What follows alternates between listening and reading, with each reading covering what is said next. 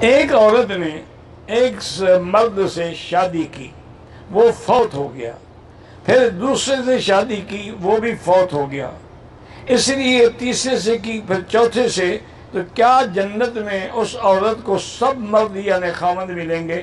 میرا بھائی، ایک مرد تو 4 عورتیں رکھ سکتا ہے، لیکن ایک عورت 4 خاوند نہیں رکھ سکتی، ایک اصولی بات۔ ورنہ دنیا میں بھی اللہ چھٹی دے دیتے کہ جیسے مرد 4 عورتیں رکھتا ہے اور بھی 4 خاوند رکھے۔ حکمتیں ہیں اس میں کہ اگر بچہ ہو تو پھر کس کا ہوگا؟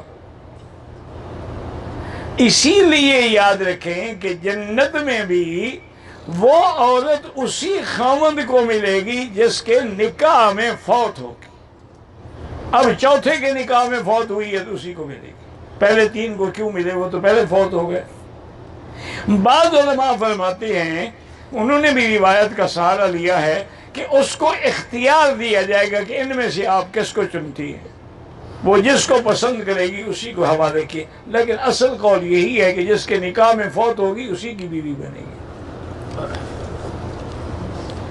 کچھ عورتیں کہتی ہیں کہ پردہ تو ٹھیک ہے لیکن 40 سال کے بعد، یعنی جب بوڑھی ہو جائے گی پھر یہ پردہ شروع کرے گی، جوانی میں یہ لشکاریں مارے گی لوگوں کے سامنے، لوگوں کو گمراہ کرنے کے لیے گلی گلی پھرے گی۔ انا للہ و انا الیہ راجعون۔ بی بی فاطمہ نے کب سے پردہ شروع کیا؟ 40 سال کے بعد۔ بی بی عائشہ نے کب سے پردہ شروع کیا؟ 40 سال کے بعد۔ اس کی تو عمر ہی کل 18 سال تھی جب حضور فوت ہوئے ہیں، تو پردہ کرتی تھی۔ یہ ایسے گھڑتی رہتی ہیں کس سے؟ حیض کی حالت میں عورتوں کو تکلیف ہوتی ہے، یہ ایک یعنی اللہ کی طرف سے لکھی ہوئی بات ہے میری بیٹی۔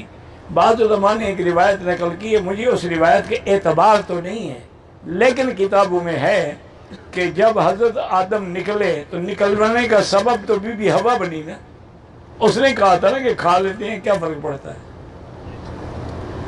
تو اللہ نے فرمایا کہ اچھا ہوا تم نے آدم کو بہکایا ہے نا، میں بھی تیری بیٹیوں کو قیامت تک درد میں مبتلا کروں کہ وہ بھی حیض میں اور نفاس میں درد بھگتتی رہیں گی، یہ تمہاری سزا ان کو بھی ملے گی۔ تو یہ ایک نیچرل بات ہے، کوئی بڑا مسئلہ نہیں ہے، لیکن بہرحال سورۃ فاتحہ پڑھ کے دم کر کے رکھ لو پانی، چونکہ حیض میں تو نہیں پڑھنی، تو پہلے سے یہ خاوند پڑھ کے دے دے، وہ پیتی رہیں، انشاءاللہ تکلیف نہیں ہوگی۔